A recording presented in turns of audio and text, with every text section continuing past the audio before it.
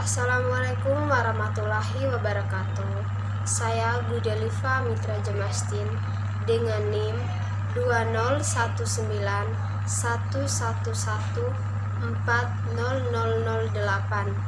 Prodi Agrobisnis Perikanan, Fakultas Pertanian Universitas Dr. Sutomo Surabaya. Pada kesempatan kali ini, saya akan mempresentasikan tugas jurnal dengan judul Potensi plankton sebagai pakan alami larva ikan nilem untuk memenuhi tugas mata kuliah plankton, pakan, dan kultur alami dengan dosen pengampu Insinyur Sri Utami Madyawati MKS. Yang pertama-tama, kita patut bersyukur kepada Tuhan Yang Maha Kuasa karena pada kesempatan ini kita masih diberikan kesehatan walafiat. Pertama-tama, kita akan membahas tentang isi jurnal. Isi jurnal dibedakan menjadi 4 bagian, yaitu yang pertama pendahuluan, yang kedua metode penelitian. Metode penelitian dibagi lagi menjadi 3 bagian, yaitu 1. Waktu dan tempat pelaksanaan, 2. Alat dan pengambilan sampel, 3. Analisis data.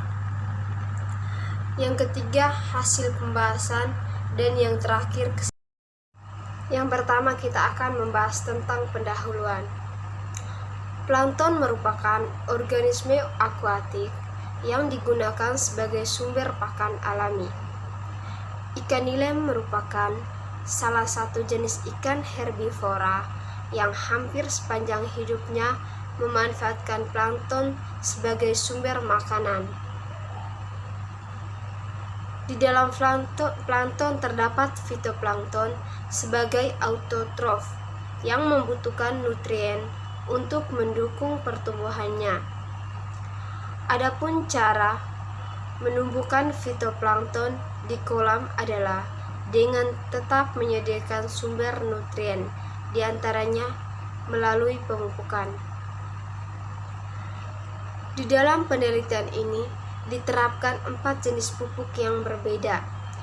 Yang pertama, 100% pupuk organik atau PO, campuran 85% pupuk organik, dan 15% pupuk anorganik, campuran 60% pupuk organik dan 40% pupuk anorganik, dan 100% pupuk anorganik. Kedua, kita akan membahas tentang metode penelitian.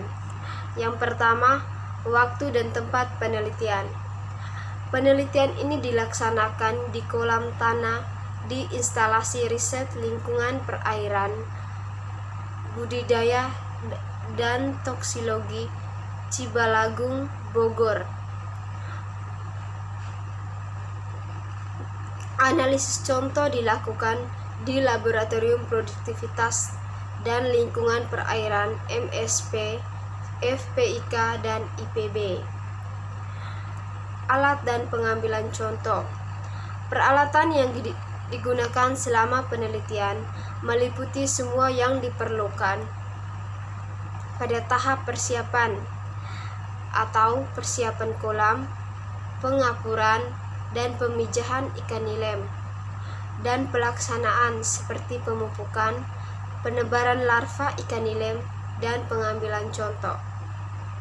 Yang kedua, bahan yang dibutuhkan adalah induk ikan nilem, hormon LH-RH analog atau ovarhythme sindel CO, larutan fisiologis, kapur pertanian, pupuk, serta bahan kimia untuk analisis kualitas air.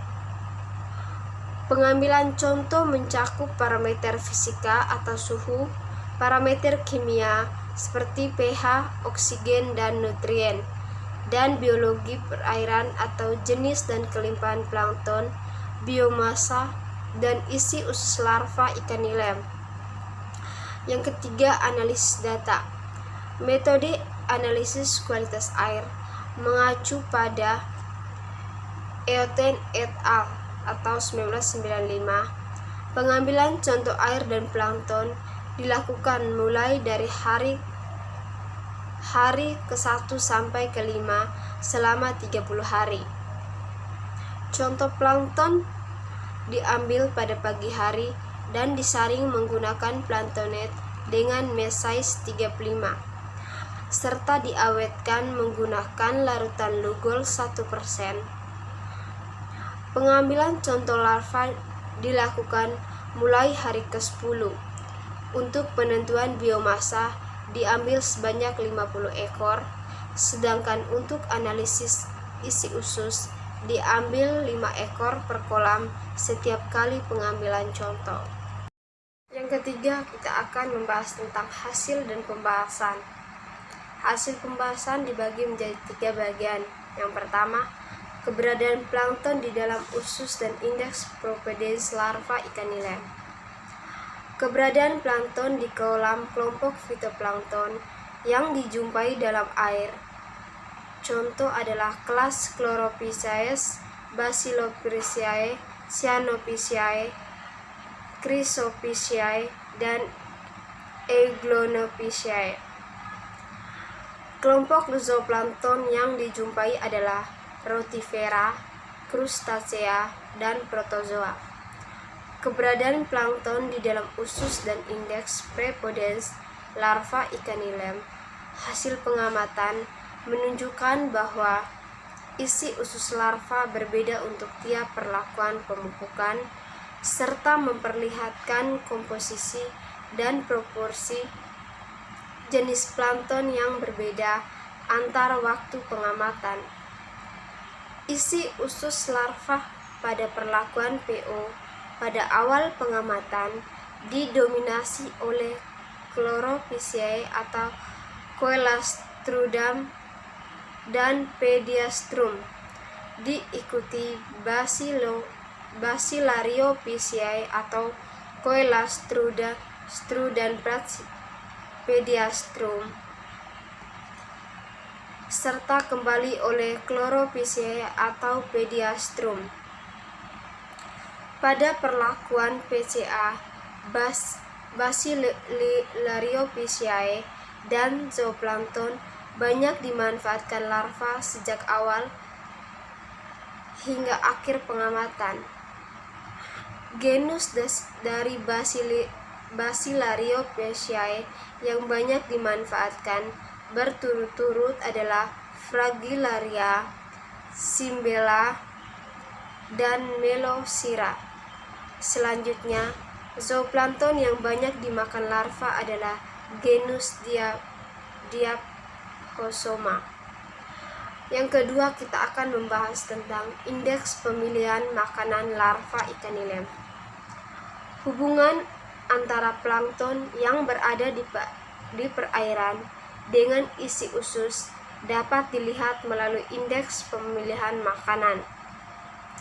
Nilai indeks pemilihan makanan dan nilai korelasi pada kelas Chlorophyceae memperlihatkan gambaran yang berbeda.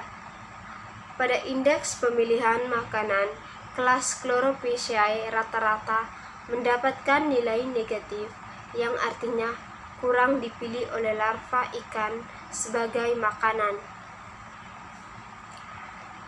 Namun demikian, jika ditinjau korelasi antara Chlorophyceae yang berada di perairan dengan isi usus, maka nilainya cukup erat. Nilai tersebut menggambarkan bahwa semakin banyak kelimpahan fitoplankton di kolam dari kelas Chlorophyceae, maka banyak pula larva yang memakannya. Akan tetapi, jumlah Chlorophyceae yang dikonsumsi relatif sedikit dibandingkan dengan kelimpahan di perairan keragaman larva ikan nilem. Pertumbuhan larva ikan nilem disajikan dengan menunjukkan adanya peningkatan bobot maupun panjang tubuh larva. Yang ketiga, kita akan membahas tentang fitoplankton maupun zooplankton, termasuk makanan alami bagi ikan.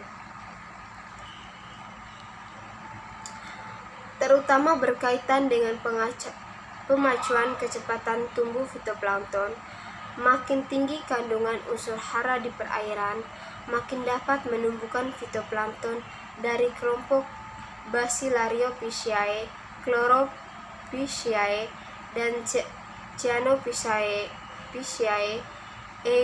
Euglenophyceae, serta zooplankton dari kelompok Rotifera dan Crustacea.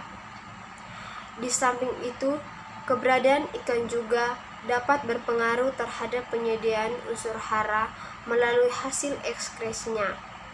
Selanjutnya, unsur hara yang tersedia akan dimanfaatkan oleh alga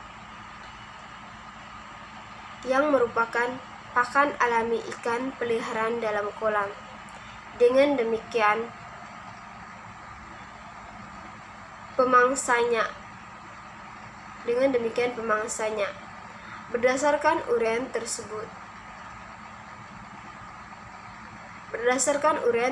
di atas, terlihat bahwa dinamika komposisi dan kelimpahan plankton pada pemberian komposisi pupuk yang berbeda memunculkan perbedaan pemilihan makanan oleh larva ikan nilem.